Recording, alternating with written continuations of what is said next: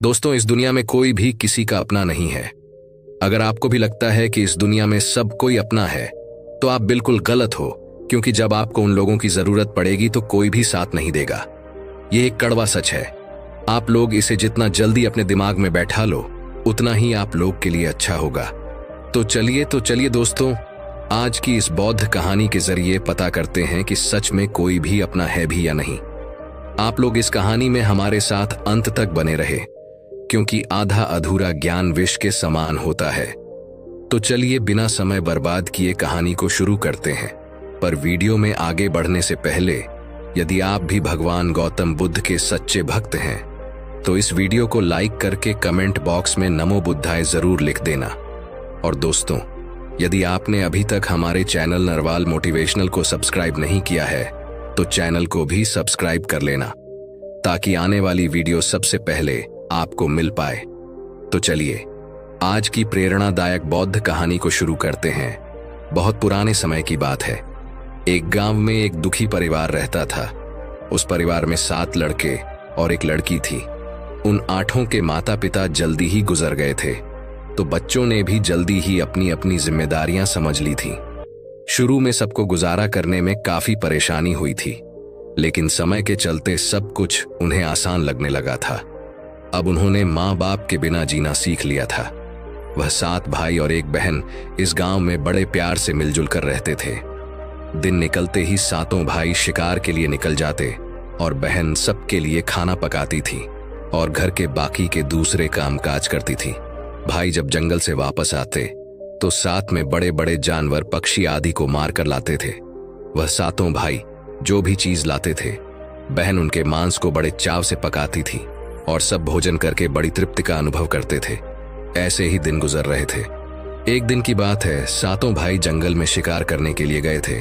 शाम होने वाली थी। बहन सबके लिए खाना बना रही थी।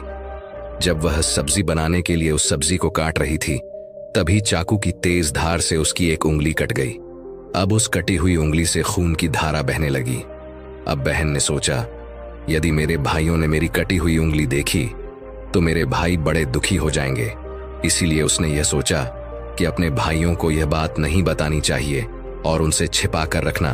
जब उसने बहते हुए खून को अपनी ओढ़नी से पूछना चाहा, किंतु उसने सोचा कि उसके भाई उसकी ओढ़नी में लगे हुए खून के धब्बों को देखेंगे तो मुझसे पूछेंगे।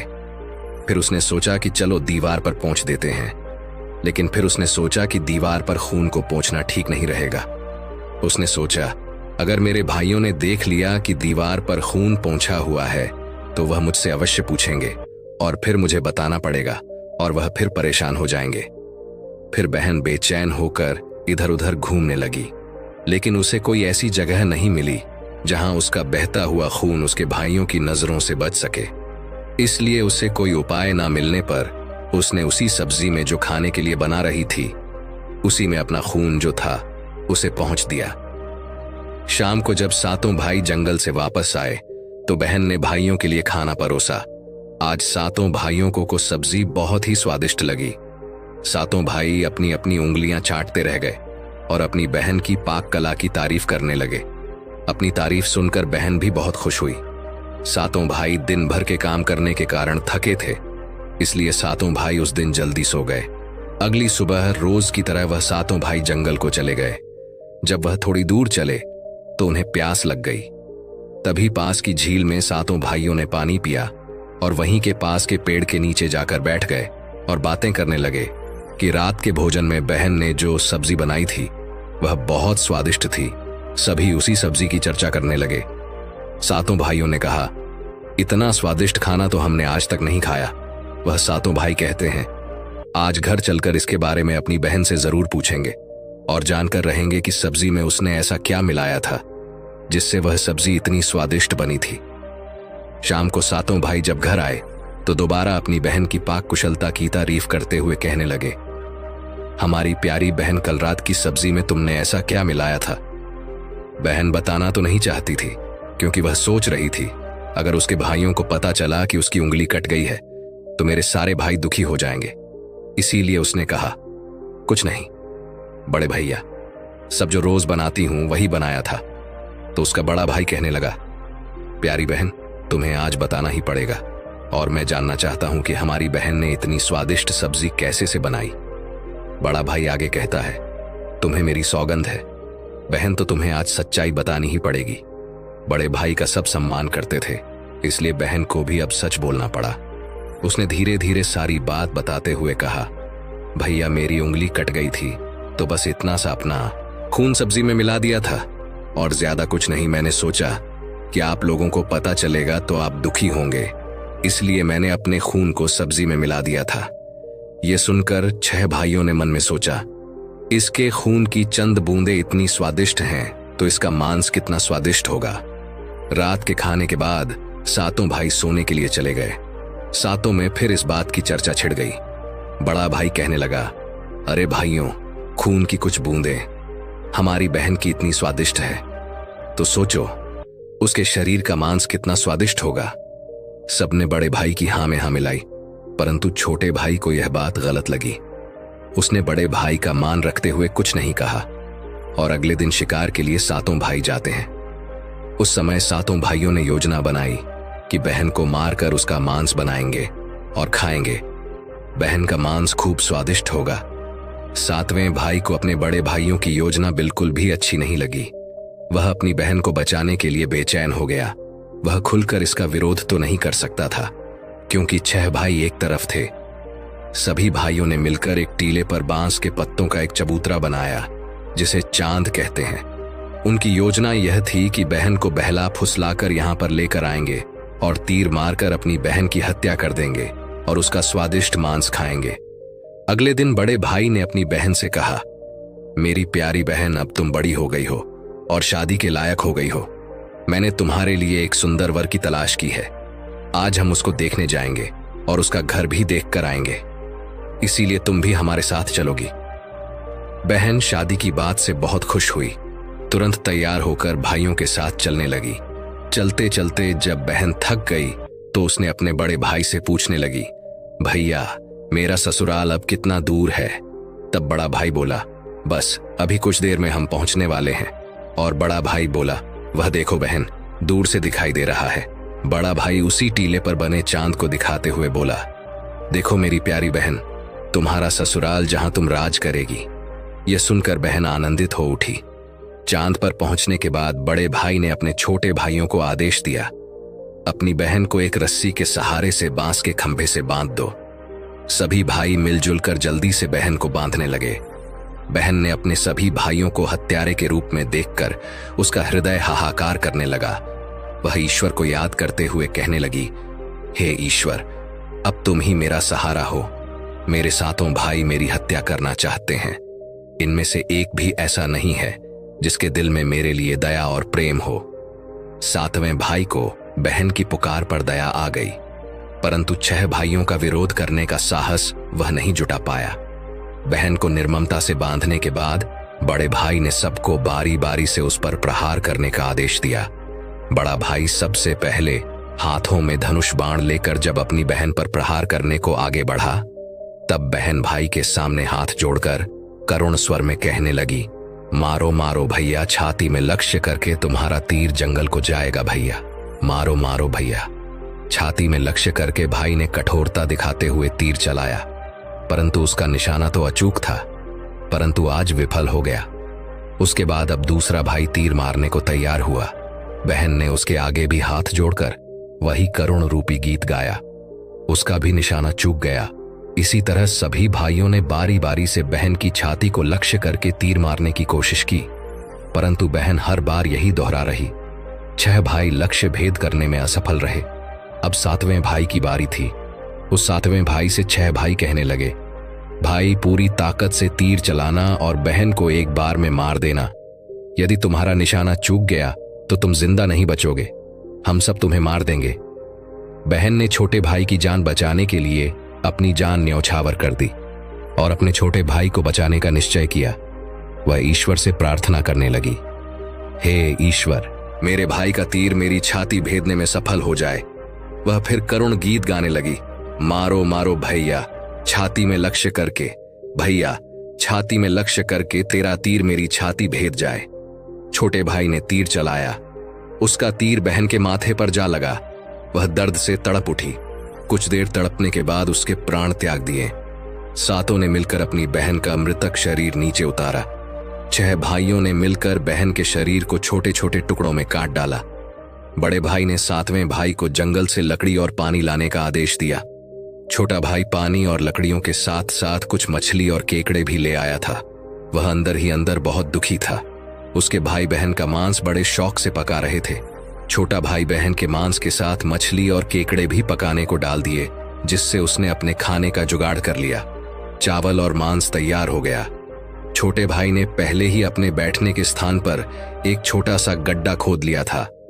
उसने अपनी बहन के मांस को चुपके से उस गड्ढे में डाल दिया और मछली और भात खाने लगा। बाकी 6 भाई बहन की हड्डियां चबाने लगे तो छोटा भाई केकड़ा चबाने लगा।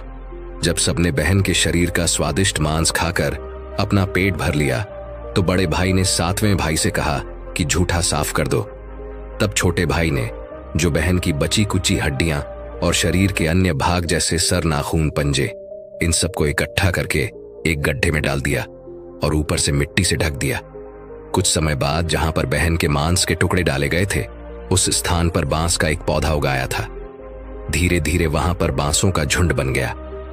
एक बार एक संत आए और उसी बांस के झुरमुट तले छुपकर मलम करने लगे।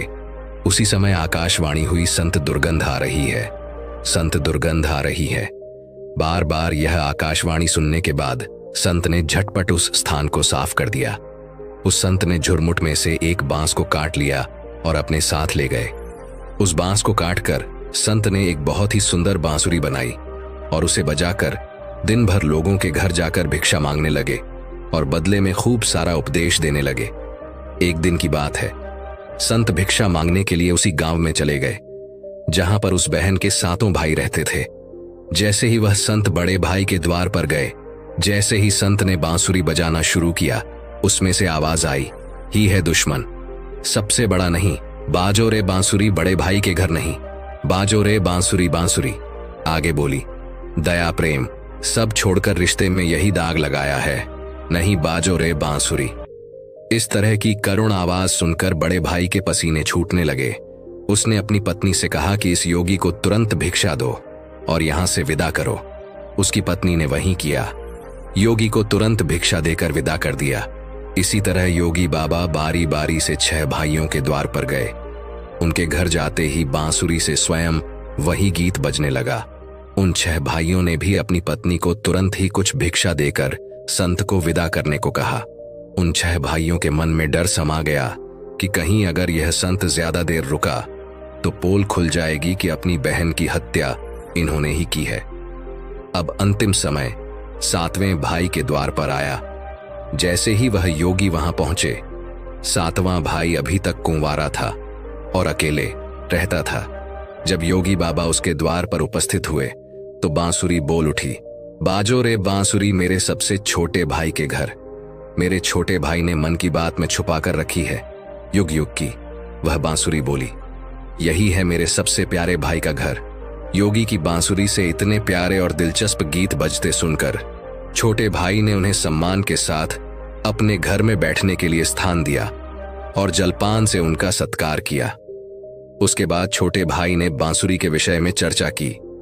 योगी ने के जन्म की कहानी छोटे भाई को बताई कि कैसे उन्होंने बांस को काटकर बांसुरी बनाई है और कैसे आकाशवाणी हुई थी। छोटे भाई ने उस बांसुरी को योगी से मांगने की प्रार्थना की। योगी ने उस छोटे भाई को वह बांसुरी सौंप दी। योगी के चले जाने के बाद छोटे भाई ने बांसुरी को अपने बिस्तर के सिरहाने की तरफ साफ सुथरे स्थान पर धूप दीप जलाकर सम्मान के साथ रख दिया। कुछ दिनों के बाद छोटे भाई के घर में परिवर्तन दिखाई देने लगे। जब वह काम से घर लौटकर आता तो सारा घर साफ सुथरा होता था। जब रोज रोज यही बात दोहराने लगी तो छोटे भाई ने अपनी भाभियों के घर जाकर पूछा, भाभी, मेरी गैर हाजिरी में आप लोग मेरे घर की साफ सफाई करते हो क्या? सभी भाभियों ने जवाब दिया, हमें अपने घर के कामकाज से फुर्सत नहीं है, तुम्हारा घर कैसे साफ करेंगे? छोटे भाई ने निश्चय किया कि वह आज छुप कर देखेगा कि उसका घर कौन साफ करके जाता है। इसलिए छोटा भाई आज काम पर नहीं गया और वह घर के एक कोने में छुप गया। घर सुनसान होते ही जहां पर बांसुरी स्थापित की थी वहां से उसकी बहन की शक्ल की एक लड़की निकली और उसने घर का सारा काम किया और फिर उसी बांसुरी में समा गई।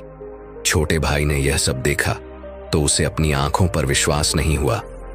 फिर छोटे भाई ने यह बात अपनी बड़ी भाभी को बताई। बड़ी भाभी ने अपने छोटे देवर को समझाया कि जैसे ही लड़की बांसुरी से बाहर निकलेगी तुम उस बांसुरी को आग में डालकर जला देना और फिर उस पर तुलसी का जल छिड़क देना, फिर देखना क्या होता है। छोटे भाई ने बड़ी भाभी के कहे मुताबिक काम किया। उसने लड़की के निकलते ही बांसुरी को आग में डाल दिया और लड़की पर पवित्र तुलसी का जल छिड़काव किया। तुलसी जल के स्पर्श से वह लड़की मानव रूप में आ गई। भाई ने देखा वह तो उसकी प्यारी बहन है। उसने अपनी बहन को गले से लगा लिया। उसके बाद दोनों बहन भाई बड़े प्रेम से रहने लगे और बहन बहन ने भाई को और भाई ने बहन को अपना लिया। खुशी से एक दूसरे के साथ रहकर वे जीवन यापन करने लगे। दोस्तों, यह एक कड़वा सत्य है कि इस दुनिया में कोई भी व्यक्ति किसी का सच्चा अपना नहीं होता। रिश्तों की मिठास और दोस्ती का बंधन अक्सर स्वार्थ से जुड़ा होता है। जब हम कठिनाइयों का सामना करते हैं तब हम देख सकते हैं कि हमारे आसपास कितने लोग वास्तव में हमारे साथ हैं। बाहरी दुनिया में सब कुछ दिखावटी है। हर कोई अपने फायदे के लिए रिश्ते बनाता है।